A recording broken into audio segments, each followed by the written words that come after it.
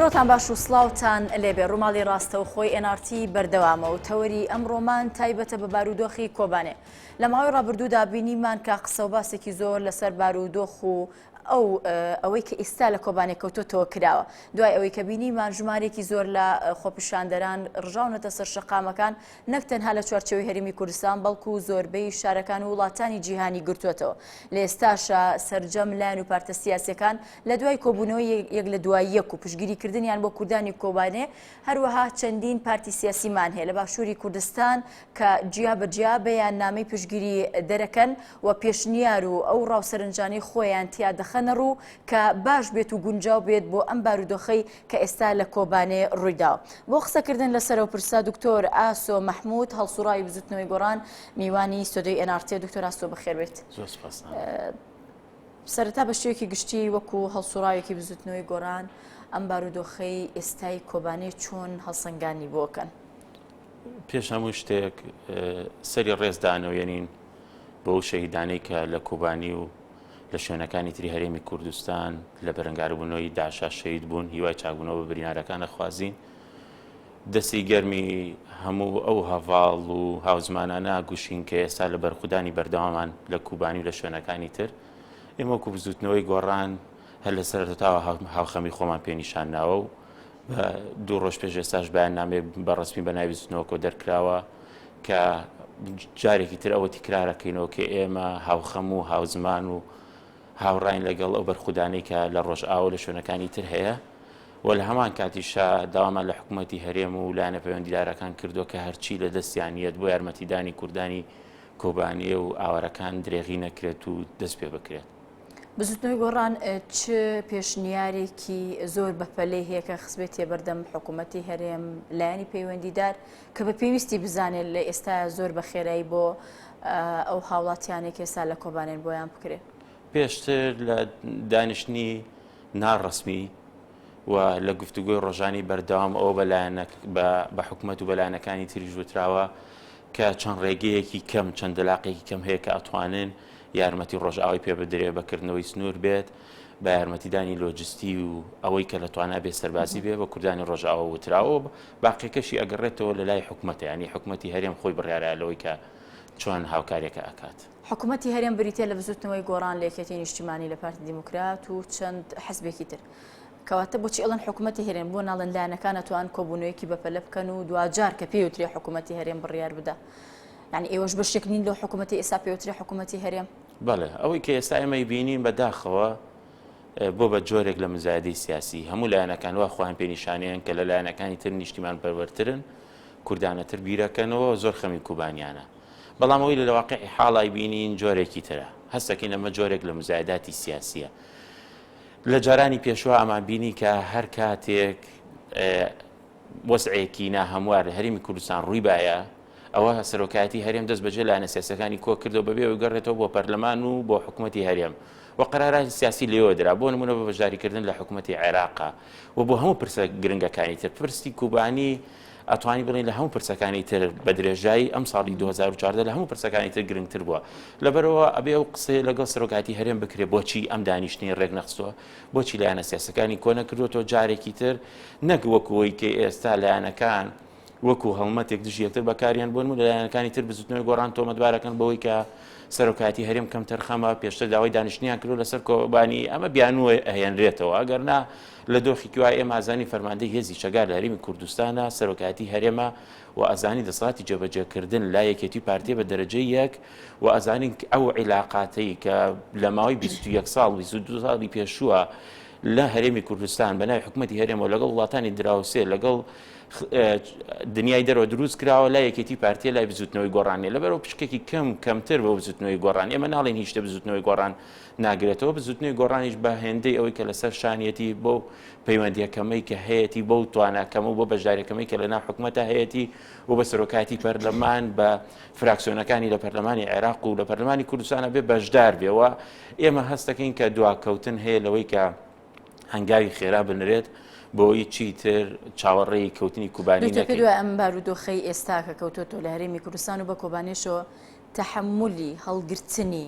ئەو ناسەقامگیری هەیە کە ئێستا ینی ڕوویدا و بەڵام لەلایەکیش لایەنەکان بۆ جۆرە کەوتونەتە ململانەی حیزبی وەکەوەی بەڕێستان ئەڵێن موزایەدەی سیاسی خۆی لە ڕاستیە ئێمە بێ زۆر واقعی بیر بکەینەوە. ئێمە لە هەرێمی کوردستان لە شەڕی داعشین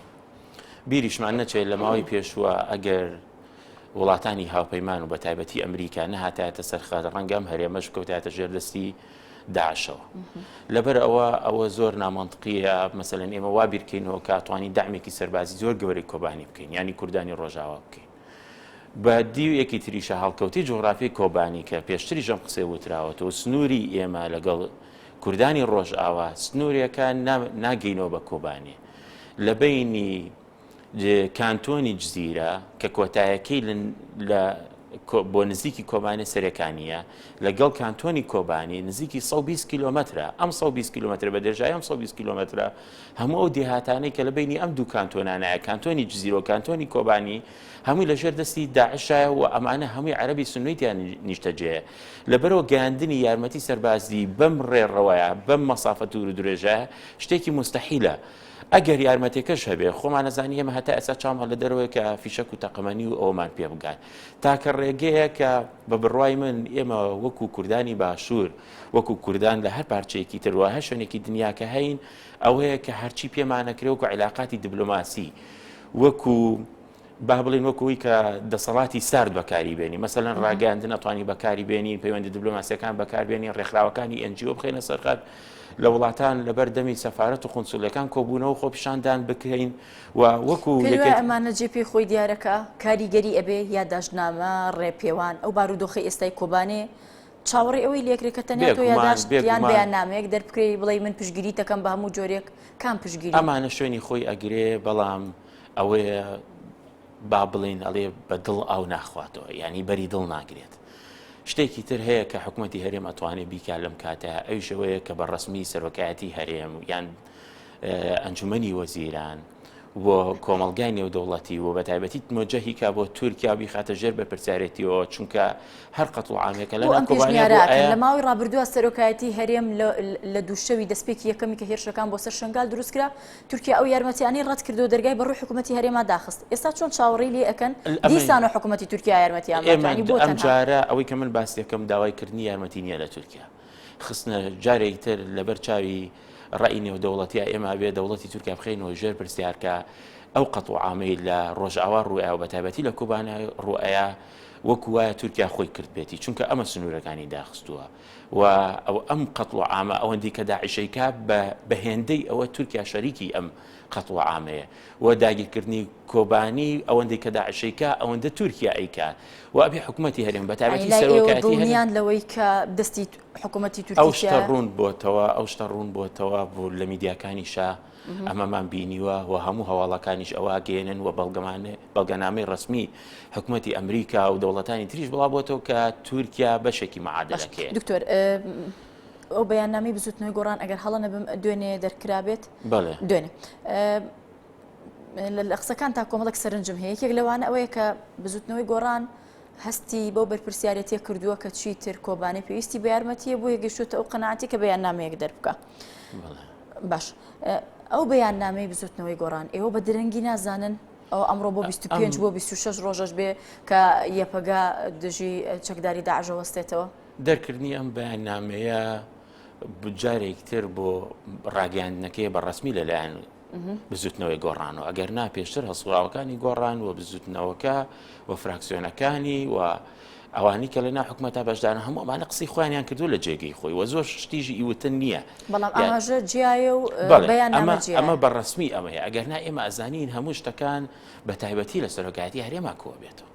و ئەوم وەکو باسم کرد ئەو مزایدە سیاسی کە مەسەلەن یەکێتی نیشتمانی کوردستانی ئێستایی کە بەڵام دکتۆر بۆ بەتەنها سەرۆکایەتی هەرێم ئەگەر بێت و هەموو حیزبەکان فشاری خۆیان بکەن هەموو ئەو پارتە سیاسیانی لە باشووری کوردستان کە لە هەرێمی کوردستان هەر کەسە بۆ خۆی ناڕزای خۆی دەربڕێ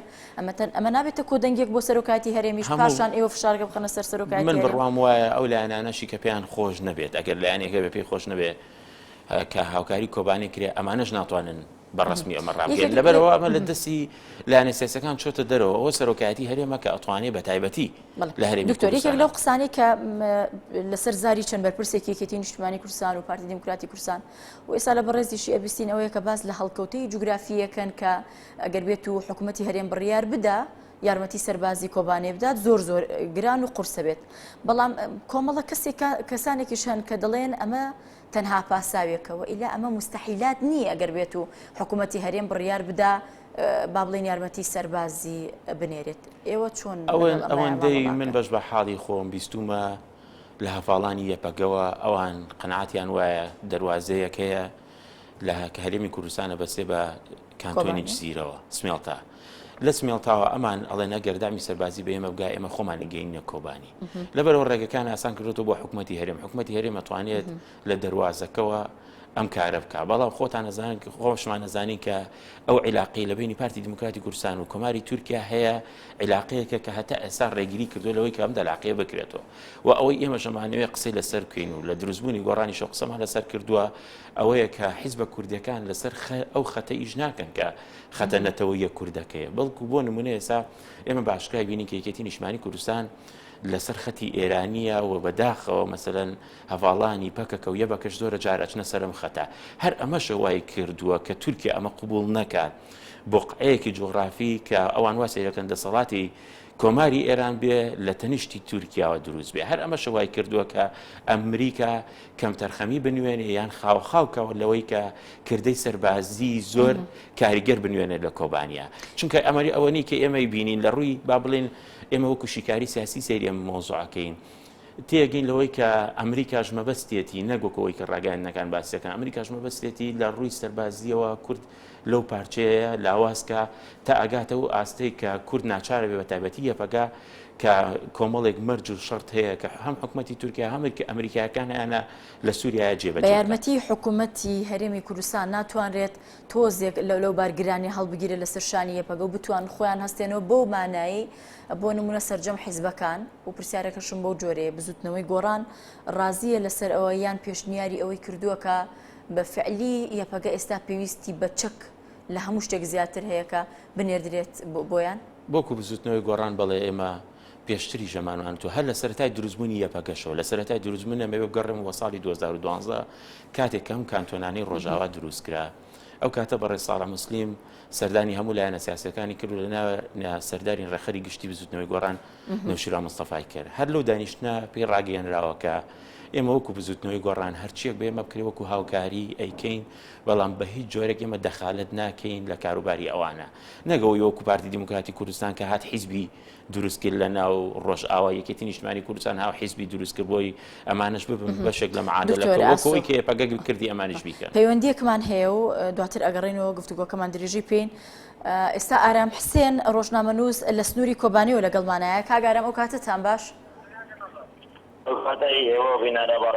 زۆر سپاس کاگارم ئەگەر بکرێت لەسەر زاری بەڕێستانەوە بارودۆخ لەسەر سنووری کۆبانێ ئێستا چۆنە ئێستا ئەمە لەسەر سنووری کۆبانێ ناوچانیا کیلۆمەتر کەمتر نیو کیلۆمەتر ئێمە لە کۆبانێ دوورین فڕۆکە جەنگیەکان ئێستا چاوستا قسە لەگەڵ جەنابتان بگەم فڕۆکە جەنگیەکان بردومانی شاری کۆبانێ دەکەن بردومانی جەکدارانی داعش دەکەن کە ئێمە ئێستایانی کیلۆمەتر لێیان دوورین هەروە شاندی پەرلەمانی کوردستان کە ماوەی سێ ڕۆژە بوون کە بڕۆنە کۆبانێ پێشنی و کاتژمێر ڕۆیشتن بوو ناو کۆبانێ بۆ ئەوەی لە نزیک کایداری ڕەوشەگەڕن بەڵام تەنیا ڕێگە بە پەرلەمانتەرەکاندا و ڕێگە بە ڕۆژنامەنووس و دەستگاکانی ڕێگەاندن نەدا کە ئەوان لەگەڵیان بڕۆن بوو ناو کۆبانێ بەڵێ کاگارم ئەو سنوورەی کە بەڕێستانی لێن ئێستا وەک ئەوەی کە ببیسترێ یاخود بیبینن ڕوبەڕووبوونەوە هەیە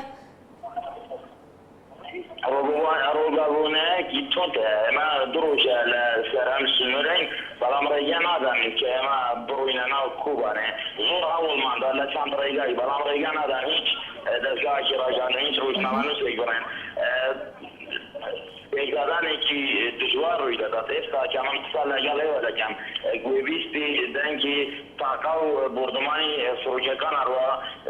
گوێبیستمە لە چەکی گرانە کە لەناو کوبانێدا ڕۆباڕۆبوونێکی تۆنک هەیە بەتایبەت لەو 24 ساعەتەی بوویدا. بەڵێ کاگارام ئەوەندەی کە زانیاریتان هەبێت و ینی پێتان زانی بێ لە ماوەی ئەم دوو شەو ڕۆژەیە هیچ ئفرۆکێکی جەنگی وڵاتانی هاوپەیمانتان بینیوە کە مۆڵگەکانی داعش تۆباران بکەن؟ بەڵێ دوێنێ ئێوەرە و ئێستاش بەچاوی خۆمان بینی ڕووکە جەنگیەکان بردومایی هاوپەیمانان بردومانی کوبانێ دەکەن ئەو شوێنانەی کە داعشیان تێ هەیە فڕوکە هاوپەیمانەکان لەو شوێنە بەکە داعش لێ دوێنێ تیمی ناتیش لەگەڵێمە واقعا ئەوەنیش سوورەتان کردێ کە ئێستا باڕێدانە دێن بۆ هەرمی کوردستان ئێوەش بەچاوی خۆ دەدێنە کە ئەو کاتەی لە فڕوکە جەنگیەکان بردومانی شاری کوبانیان گرت یعنی کامیلەکان هەمووی ڕێی کوردستان بەڵێ فڕوکە جەنگیەکان بردومانی ئەو شارە دەکەن. بەڵێ کاگارام ئەو سنووری کە ئێستا بەڕێستانی لێن سنووری دانیشتوانی کۆمەڵک هاوڵاتی لێ کە نیشتەجێ ئەو سنوورە بن کە ناوچی خۆیان بێت یان تەنها ڕاگەیاندنکاری لێ یان تەنها چەکدارانی لێ کە ڕوبەڕووی هێزی تێرۆریستی داعشە بنەوە. ئەو شوێنەی ئێستا کە ئێمە لێنە گوندێکە لەسەر سنووری کوبانێ هەندێک هاوڵاتی ڕۆژاوای کوردستان بڵێن شاری کوبانێ هاتوونە ئێرە و سەیری ڕەوشەکە دەکەن کە دەبینە فڕوکە جەنگیەکان بردومانی ئەو شارە دەکەن و زیان و زەرەر بە چەکدارانی داعش دەکەن زۆر کەیفیان لە زۆر دڵیان خۆش دەبێتن بەبێتەوانە شکاری دەنگی تاقا ئەو شتانە تەوەسێتن ئەوان زۆر ئەنتیزار دەکەن ئەوان بەردەوام ئەنتیزاری ئەوانە کە جارێکی تر بگەڕێنەوە لەبەرەوە 24 ساعت چاویان بە ناو شاری کوبانەیە بۆ ئەوەی جێگەرانی داعش بە تەواوی لێیان نامێنن و ئەوان جارێکی تر بگەڕێنەوە بۆ سەر ماڵ و حاڵی خۆیان. بڵێ ئارام حسێن ڕۆژنامەنووس کە ڕاستەخۆ لە سنووری کۆبانیەوە لەگەڵمان بوویت کاتێکی خۆش پێی ئەچینە لای پەیوەندێکی تر ڕۆکان جاف لە سنووری کەرکووکەوە لەگەڵمانایە. ڕۆکان ئەم کاتتان باش بە شێوەیەکی گشتی ئێستا بارودۆخ لە سنوور و دەوروبەری کەرکووک چۆنە؟ بەڵێ سڵاو دەبێەوە دیارە دوای ئەوەی کە هەفتەیەک یەکانی هاوپەیمانەکان مۆزمانەکان هەڵاگرت بوو بەڵام شەوی ڕابردوو جارێکی تر لە کاتژمێر دەیشەوە فڕۆکە جەنگیەکان جارێکی تر مۆزمانەکانیان دەست پێ کردەوە و هەرێک لە گوندەکانی وەحدە و سەعد و خالد کەسەر بە قەزای دابووکن و گوندەکانی بەشیر و ناحەیدەر لۆر کەسەر بە قەزای حەلیجە بردومان بتوانێتەوە و زیانێکی زۆر بەر چەکدارانی داعش کردووە. بردومانی فڕۆکە جەنگیەکانیش لە کاتێکدایە کە هێزانەکان بەتابەت هێزەکانی پێشمەرگە زانیاری ئەوەیەدایە کە چەکدارانی داعش ژمارەیان سنووری کەرکووک ڕوو لە دادبوو کردووە واتە لە شارەکانی ترەوە ژمارەیەک چەکداری داعش هاتوونە سنووری کەرکووک و لەخوا ئامادەکردندان کە جارێکی تر هێزەکانی پێشمەرگە نەتوانی هێرشکەنە سەرێن و زیانیان بەرنەکرد. لەمەوە هێزەکانی پێشمەرگە خۆیان ئامادە کردووە بۆ ئەوەی کە جارێکی تر چەکدارانی داعش نەتوانن خۆیان بکردن لەو جارە و بە هەماهەنگی لەگەڵ فڕۆکە جەنگیەکان هەماهەنگی کراوە فڕۆکە جەنگیەکان سەوی ڕابردوو بردومان سەختی ئەو گوندانیان کردووە. هەرچەندە ئێستا ضرورزیانەکانی چەکدارانی داعش نازانرێ لەبەرەوەی شتەکان ژیراون و ئەو بریندار کوشتاوەکانیان لە خستخانەکەی خۆ لە نەخۆشخانەکانی سنووری خۆیان ئەمێنەوە بەڵام بەپێی زەکەری هێزەکانی پێشمەرگە یانێکی زۆر بەر چەکدارانی داعش کردووە. بەڵێ ڕۆکان بەدەر لەو بردومانانەی کە لەلایەن فڕۆکە جەنگیەکانی هاوپەیمانانەوە کراوە لە ماوەی ئەم 24 کاتژمێری ڕابردووە هیچ ڕوبەڕوو بوونەوەیەک ڕوویاوە؟ هیچ ڕوبەڕووبوونەوەیەک ڕووی نەداوە بەڵام ئەوەی کە هەیە و بەبێ زانیاریانەی کە هەیە چەکدارانی داعش 250 چەکداریان لە شارەکانی ترەوە هاتووە بۆ پاڵپشتی بۆ هێزەکانی خۆیان لەوێت تۆمەترکەن. زانیاری هەیە کە گوایە چەکدارانی داعش بەنیازی ئەوە پێشڕەوی زیاتر بکەن هەرچەندە تا ئێستا ئەو زانیاریە پێشڕاست نەکراتەوە بەڵام لە بەرەوە هێزەکانی پێشمەرگە لە ئێستادا لە ئامادەباشیان و ئەو شتانەی کە هێزەکانی پێشمەرگی لێ بووە زیاتر تونند و تۆڵکراوە و بڕیاریشە جارێکی تر فڕۆکە جەنگیەکان بێنەوە بردومانی ئەو ناوچانە بکەن لە چەکدارانی. بەڵێ زۆر سپاس بۆ پەیامنێرمان ڕۆکان جاف کە لە سنووری کەرکووکەوە لەگەڵمان بووی. دکتۆر بگەڕێمە لای بەڕێستان لە درێژەی قسەکان تایەکێک لەو خاڵانی کە باست کرد باز لەواکەی کە هێشتا یارمەتی سەربازی ڕەنگە کارێکی قورس بێ لە هەرێمی کوردستان مەبەستەکەم لە سنوورە جوگرافیەکە نییە مەبەستم لەوەیە کە حکوومەتی هەرێم خۆی بۆ خۆی لەم باروتوخەیە جارێ لە وڵاتانی ئەوروپا و چەکی بۆیت ئەوەندەی زانیاریتان هەبێ وەکو بزوتنەوەی گۆڕان بەو حکومەی کە وەزارەتی پێشمەرگە لای ئێوەیە کۆمەکی سەربازی نەگەیشتۆتە ئاستێک ئەگەر هیچ نەبێت بۆ تۆزێکیش بێ بتوانن یارمەتی کۆبانەی پێبن بۆ حکومی کە چەند جارێک پێش ڕاستکراوەوە کە کۆمەڵێک وڵاتانی زۆر یارمەتی کۆمەکە سەربازیەکانیان ناردۆتە هەرێمی کوردستان و لەلایەن وەزارەتی پێشمەرگەوە ینی وەریان گرت و تەسلیم کراوە لە ڕاستی ئەمن بە شێوەیەکی ڕسمی هیچ زانیاریەکم نییە بەڵام ئەوەنەی کە بە دوواداچوونمان بۆ کردووەکو بە دەرچوونی زیاتی لە ڕاگەیاندنەکانەوە هەتا ئێستا جەپەکانی هەرێمی کوردستان پێویستیان بەچەکە و هەتا ئەم ساتەژ ئەو یارمەتی کە وڵاتان پێشکەشیان کردووە بارتەقای ئەو شەڕە نییە کە ڕوئەیە و هەتا ئێستا لە زۆربەی شوێنەکان ئەم چەکانەی کە وڵاتان نردویانە نەگەشتۆتە دەستی پێشمەرگە و نەگەشتۆتە دەستی پێشمەرگە یان وەزارەتی پێشمەرگە گەیشتۆتە هەولێر گەیشتۆتە دەستی وەزارەت بەڵام لە زۆر شوێن هێشتا نەگەیشتۆتە دەستی پێشمەرگە چونکە ئەی وەزارەت بۆ دابەشی ناکات ئەوەندەی کە من زانیاریم هەبێمە پەیوەندی هەیە بەوەی کە ئەبێ ڕاهێنان لەسەر و چەکانە بکرێ ئەنجا دابەش بکرێت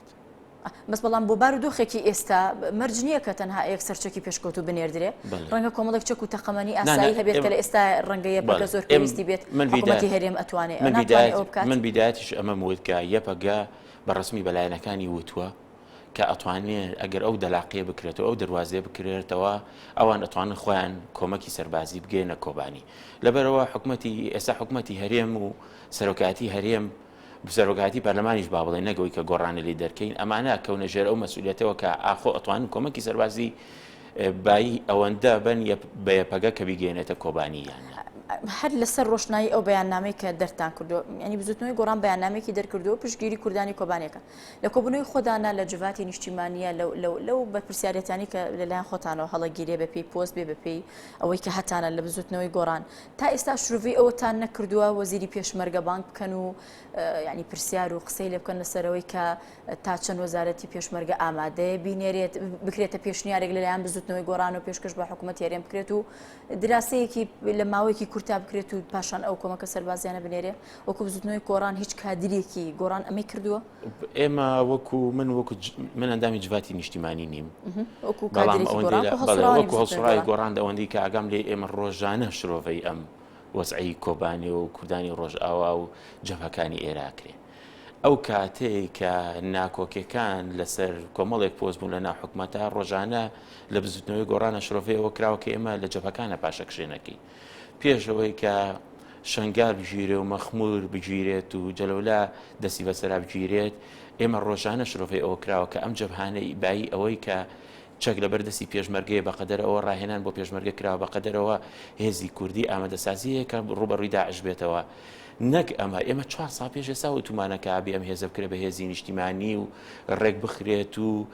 ئامادەسازی بۆ بکرێت بەداخەوە پێشتر ئەمە کە ئێمە مانوت ئەم هێزەی ئەمڕۆ لە کوردستان هەیە میلیشیایە جۆرێکە لە میلیشیا ئێمە تاوانبارەکەین بەوەی کە وەڵامانە بە پێشمەرگادە میلیشیا و کۆی کەلیمەی میلیشیا جنێو بێ خۆی لە ڕاستیە ئەمە بۆ گەوجاندنی خەڵک بوو میلیشیا جنێو نییە میلیشیا بە هێزێکی چەکدارەوترێت کە لە دەرەوەی ئەنزیمەیە و فعلەن دەرکەومە لە دەرەوەی ئەنزیمەیە چونکە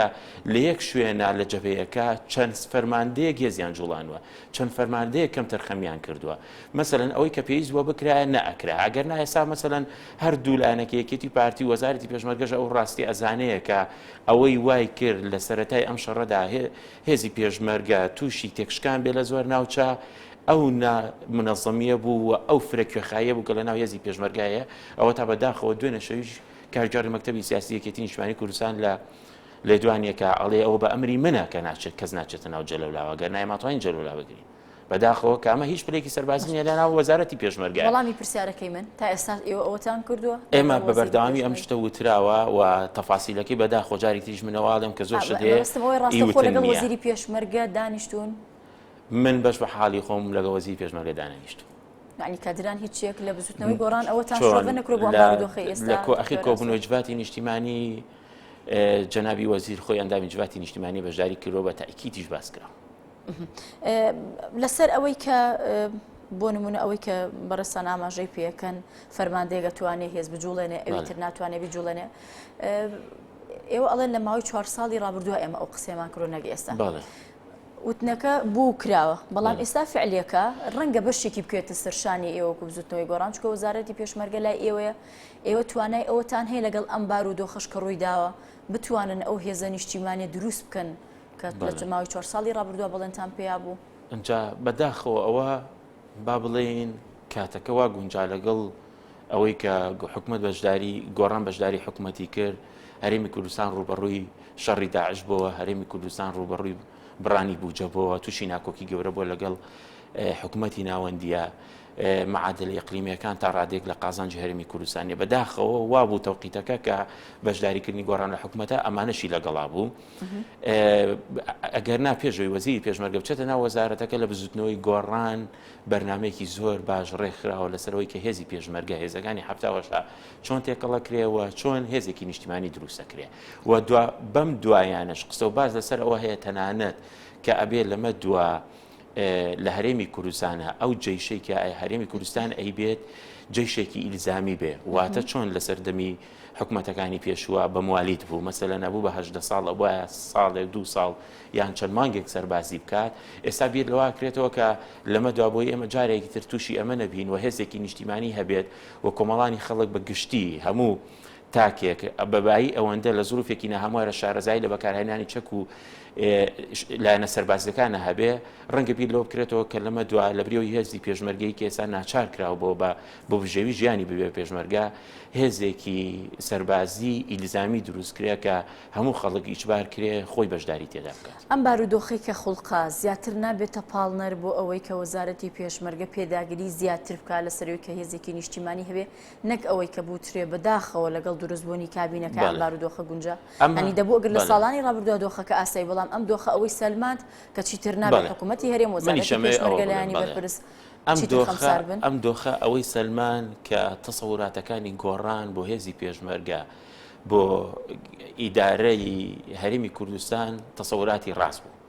بەڵام نابێ بە پاڵنەر چونکە ئێمە هێشتا خۆمان لەژێر پاڵین هێشتا خۆمان لەژێر فشاراین خۆمان لە شەڕین لەبەرەوە لەم دۆخە وەزارەتی پێشمەرگە زۆر بەوردیە بێ بڕیارەکان دەرکاوە زۆر بەوردیە بێ ئەمە بکە ئەگەرنا ڕەنگە تووشی حاڵەتە بێ کە نەتوانێت هیچ چاکسازیە بکە بەڵام ئەمە تەنها ڕاستی سەلمان بۆ کۆمەڵانی خەڵکە ئەوەی بزوتنەوەی گۆڕان باسی کردووە وا دەرچوو بەداخەوە یعنی ئێمە حەزمان ناکرد مەسەرەن هەرێمی کوردستان بکەوێتە بەرەو تاقیکردنەوەی کە ئەو قسانی کە لە بزوتنەوەی گۆڕانە وتراوا بێ بەڵام بە ئێستاشەوە منەمێ ئێستام قسێ بکەم کە بەتایبەتی لەگەڵم تەوقیتەی کۆبانی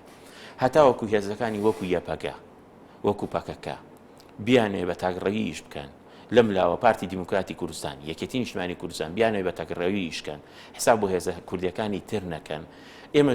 تووشی لەم جۆرە لە قەیرانی وەکو جەلەلا و شنگال و کۆبانی ئەبینەوە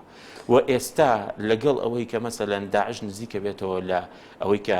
کۆبانێ داگیر بکات ئێمە ترسمان هەیە بۆ خۆی دوای ئەمە کە عفرینیش بکێتە ژێرەوە داگیرکاریەوە چونکە ئەوەی کە ئێمە بینی خەریتێکی سیاسی ترە ئەویش ئەوەیە کە ڕەنگە داعش بیت لەوە کاتەوە ڕێڕەوێکی ئاوی دەستکەوێت چونکە ئەم لە فەلوجە و لە بێجیەوە هەموو ئەو منطقانی کە لە عێراق نەوتی تایە داگیری کردووە زۆربەی نەگەمووی و لە سووریاشە ئەمەی کردووە لەبەرەوە ڕەنگە داعش لە استراتیژێکی دوورابیر کاتەوە کە ڕێگەیەکی ئاوی هەبێ بۆ ئەوەش پێویستی بەوەیە کە هەم کۆبانی داگیر بکات هەم عفرینی ژاگیر بکات چونکە لە تەنیشتەوە لازقیە کە شوێنێکی زۆر بەقوتەوە بە شارەسەت خۆی لێمێنێتەوە کە مستحیل لە داگیرکردنی لەبەرەوە ناچارە بە ناوچە کوردەکانە بڕاتە سەر دەریای سپی ناوەڕاست ئەجا ئێمە ترسەکەمان لە ئێسای ئەمەیە کۆبانی جارێکی تر ئەبێ ئێمە ڕاشڵەکێنێت نابێت دەستبەرداری بین و ئەبێ هەوڵەکانمان تون و تۆڵکەینەوە ئەبێ هەمومان خەمی بخۆین بە تایبەتی لایەنە دیبلۆماسیەکی چونکە ئێمە دکتۆر بەس بەڵام ئەوەی کە بەڕێسە ناوەژەتان پێ ئەوەیە کە نابێ هێز و پارتە سیاسەکان تاگلایەنانە بڕیار بدەن بەڵامێکێک لەو ناوانەی کە بردت یەپەگە بوو ئەو پێتان وایە کە یەپەکەش تا بەڵێ هەمان بەداخەوە یەپەگە زۆر بەداخەوە هەمان تەجروبەی پارتی دیموکراتی کوردستانی کرد چۆن لێرە پارتی دیموکراتی کوردستان و یەکێتی نیشتیمانی کوردستان ئەیانەوێ حیزبی قاید بن یەپەکە لە خۆرئاوای کوردستان نەویستی حیزبی قاید بێ هەر ئەمە شەوای کردووە کە ئەو ناکۆکی جۆرێک لە ناکۆکی زۆر جا لە بینی پارتی دیموکراتی کوردستان و یەپەکەیە دروستە بێ و هەموو وەسای کە ڕووی یاوداخستنی ئەم سونەرانەوە ئەو دروستبوونی ئەو بەرژەواندیانەوە و ناکۆکیانە لەگەڵ تورکیا کە ئێستا ئێمە ناتوانین بەڕاستی لەسەر تەلەڤیزۆن ئەمانە شیکاری بکەیت چونکە بەشێکی ئەم زانیاریانە زیان بەخشە لەبەرەوە ناتوانانی ئەمە بڵێن بەڵام بەشێکی پەیوەندی هەیە بەوەی کە بەداخەوە ئەمە حیزبە کوردیانە یانەیە وەکو حیزبی قاید ڕۆڵ ببینن و یانەوێ چەنە پێیان نەکرێ بە حیزبەکانی تر حەجمیان بچووکەنەوە. هەنی پێ دوای بۆ ئەم بارودۆخی ئێستا ئەو تاگەڕەوەی کە لە ماوەی ڕابردووایە پەگە کردوێتی تا ئاستێک باجەکەی ئەدات و لەلایەکی تریشەوە ڕەنگە پارتیا کوردیەکان لە باشووری کوردستان ئێمە باجەکەی تر زووتر نەچن بەدەمیانەوە. ئێمە لە هەرێمی کوردستان باجەکەیمان لە شەڕی داعشا کە دەرکە و حیزبی قائید و جوێنەگرتن لە خەڵک و بە نیشتیمانی نەکردنی هێزە مؤسسەکانی دەوڵەت چ زیانێکی لای لە کوردستانی خۆر ئاواشە بینیمان کە بە مشارەکە پێنەکردنی خەڵکی تر و هەوڵدان بۆی کە ببی بە حیزبی قائید ئەمە زیانی گەورەیە ئەوە یەکێک لە زیانەکانی تر بەداخەوە کە کەس ناوێ ئەمە بڵێ ئەوەیە کە پەگەست زۆر جار بە تەواوەتی لەسەر میدیا و لەسەر ئاسی نێودەوڵەتی خۆی نووسێنە بە پەکەکەەوە کەمە زیانی گەورەی لێ کردو بەداخەوە چونکە ئێمە بمانوێن نەمانوێت کە زۆریشمان پێ ناخۆشە پارتی کرێکارانی کوردستان هەتا ئێستا لە لیستی تیرۆرایە نووساندنی یەپەگەش بە پەکەکەەوە جارێکی تر وای کردووە کە کردە سەربازەکان خاوتر بێ و ئەمریکا زۆر بە حەزەرەوە تەعامل کات چەندێک حەزر ئەوێت دژی داعش بێ بە هێندەی ئەوە تورکیا و بە تایبەتی ئەو وڵاتانەی کە ناکەونە سەرخەتی ئێرانی ناکەونە سەر سیاسەتی ئێرانی ئەمانەش ئەوەنەی تر بە بارتەقای ئەوە هەوڵی ئەویان کە یەپەگەش وەکو داعش بنوێسێنن بڵێن ئەمە ژێزێکە کە دەستی تێکەڵە لەگەڵ حکوومەتی سووریا ئەمەشی هێزێکە کە داگیرکاری کردو ئەمە هێزێکی تیرۆرستە یعنی ئێمە خۆشمان زۆر جار مەسەلەکان لە خۆمان ئاڵۆزەکەین و ئەو سیاسەتەی کە ئیکەین پلانی استراتیژی نییە و هەتا ئەم لەحزەیە ئێمە لە هەرێمی کوردستان و لە پارچەکانی تریشە کۆڵەواری دەستی ئەوەین کە بە استراتیژ و بە وردی تعامل لەگەڵ کردەکانان ناکەین یعنی زۆر جار مەسەلەن ئێمە لە ڕووی نەتەوەیەتیەوە زۆر خەفەتە خوێندنەوەی کە لە ڕۆژئاوا ڕۆیە بەڵام ئایا خەفە دەبێت توانێت کوبانی ڕزگارکە ئایا پێ ناخۆش بوون جوابی ئەو پرسیارە ئاەتەوە کە کۆبانی نابێت داگیر بکرێت نەخێ دکتۆر لەگەڵ ئەو بارودۆخی ئێستای کۆبانەیە یەکێک لەو قسانی کە زۆر ئەو ڕژێنرێ ئەوەیە کە دەوترێت پێویستە بوو ئەم بارودۆخی ئێستادان بە کانتۆنەکانی ڕۆژئاوایە بنرێ حەزەکەم ڕای بەڕێستان لەو ئەوەی کە وای کرد دام بە کانتۆنەکانە نەدرێ کۆمەڵێکەوە کارە من ئەتوانم بێرە تەنها باسی ئەو بکەم کە بەشێکیان ئەو وەکو باسم کرد ئەو تاگڕەوی یەپەگەم بەشێکی تریان تاگڕەوی یەپەگە خۆی بەخۆی هۆکارە بۆی کە لایەنەکان یاخود کۆمەڵێک کۆمەڵی نێودەوڵەتی ئەمەی بەشێک بۆ چونکە ئەو بەڵگەنامە کۆمەڵی بەڵگەنامە ئاشکرا بۆ کە ئەمریکا چەند جارێک دانووسانی لەگەڵ یەپەگە کردووە و باسی ئەوە کراوە کابێ هاوکاری جێشی سوپای ئازاد کات و بە ڕاستەوخۆ بچێتە ناو جەبهەی دژی ئەسەدەوە لە پاڵ ئەمەیە پەکەکە ئێمە خۆمانەی بینی لەسەر خەریتە سیاسەکە لەسەر خەتی ئێرانە ئەمەش ڕێگەی گرتووە لەوەی کە یەپەکە زۆر جار دەستکراوە بێ ینی ساڵح موسلی مەسەلەن زۆر جار ئەتوانین بڵین ئەم ڕیسکی کردووە کە هاتووە لەگەڵ تورکیا دانیشتووە چونکە لەولاوە ئەیزانی ئەگەر ئەم بێت لەگەڵ تورکیا سیاسەتەکانی ڕێخاتەوە ڕەنگە کە پەکەکە پشتی تێبکەوە دامی سەربازی لێ بگرێتەوە چونکە بەداخەوە هەڵکەوتەی ئەم کانتۆنانەوەیە کە ئەگەر تورکیا مەجالێ بۆ نەکاتەوە و کارە ئاسانیت بۆ نەکا تۆ لە هەموو لایەکەوە حەسر دراوی چونکە هەر سێ کانتۆنەکە لایەکانی سنووری لەگەڵ تورکیایە کوبانی سێلاکی تری لەگەڵ داعشە ئەفرین لایەکیانی نزیکە بێت لە بەحری بەحری باڵێن دەریای سپیناوە ڕاستەوە کە ئەمە چەندەیەکی عەرەب و تورکمانی لێ ئەنجاگاتە سەر لایەکیشی لازقیەیە وەلاکەی تریشی داعشە هەرچی کانتۆنی جزیرەشە لە خواری ئەو درێژکراوی داعشە و بەشێکی لەگەڵ هەرێمی کوردستان و بەشێکی تری لەگەڵ تورکیە ئەم کانتۆنانە بەداخەوە لە ڕووی جیۆپۆلیتیکەوە تەعاملکردن لەگەڵ زۆر قورسە یعنی ئێمە ئەبێدان بووە بنین کە یەپەگە زۆر عاقلانە بیری کردەوە کە سێ کانتۆنی جای دروستکە لە بریەوە یەک کانتۆن دروستکە چونکە دووری نێوان ئەم کانتۆنانە نزیک بە 120 کیلۆمەتر زیاترە کە ئەم نێواندانەش هەمووی عەرەبی سونیتیانی شتەجێکە قوبوڵی نییە کورد حکمی بکە هەتا ئێرە ئەمە هەنگاوێکی عەقلانی بۆ ئێمە لەگەڵین بەڵام تەعاملکردن بۆ شێوەی کە ئەحزابی تری کوردی بەشداری پێ نەکەیت مثلا ناکۆکی لەگەڵ پارتی دیموکراتە ناکۆکی لەگەڵ لایەنەکانی ترە لەگەڵ تورکیایە ئەمانە خۆی بۆ خۆی فاکتەری ئەمە بوون و بیریشمان نەچێت کورد لە منطقەیە دەرکەوت بێکەسە یعنی نابێ هەموو گوناحەکەش بخەینە سەرەوە ئێمە دەرکەوت ئێستا کە جارێکی تر کورد هەست بێ کەسێکی خۆیەکات و کوبانی بۆتە ناوچەیەک بۆ ئەوەی کە ئەمریکایەکان و ئەوروپایەکان سەیری ئەوەکان کە وردە یەپەکە زەعیف بێ کە یەکبەگە زەعیف بوو کوردانی خۆر ئاوا لاوازەکی گشتی ئەوە هۆکارەکان بوو کە باسکردن بەڵام ئەمێ ڕای بەڕێستان وەرگرم لەسەر ئەوەی پێتان وایە لە ئێستاە بەدەر لە هەر خاڵێک لە هەر لەژێر هەر پاساوێکە ئێستا پێویستەدان بە کانتۆنەکانی ڕۆژاوای بنێت وەک ئەوەی لە ماوەی ڕابردووە ئێمە کۆمەڵێک کەسانی زۆرمان دوانووە کۆمەڵێک چالاکوان ڕۆژنامەنووسان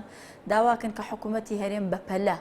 دانی پێدانی پێ وایە کە ئەمە بڕیارێکی باش ئەبێ ژیانە ئەبێ ئەمە لە ڕووی نەتەوەیەوە ڕەنگە دەستکەوت بێ بەڵام لە ڕووی واقعیەوە لە ئێستاە هیچ شتێک بۆ کۆبانی ناگۆڕێ و هیچ شتێک بۆ کانتۆنەکانی تیژ ناگۆڕ ئەی لە ڕووی مامەڵەکردنی نێودەوڵەتیەوە بۆ نمونە ئەگەر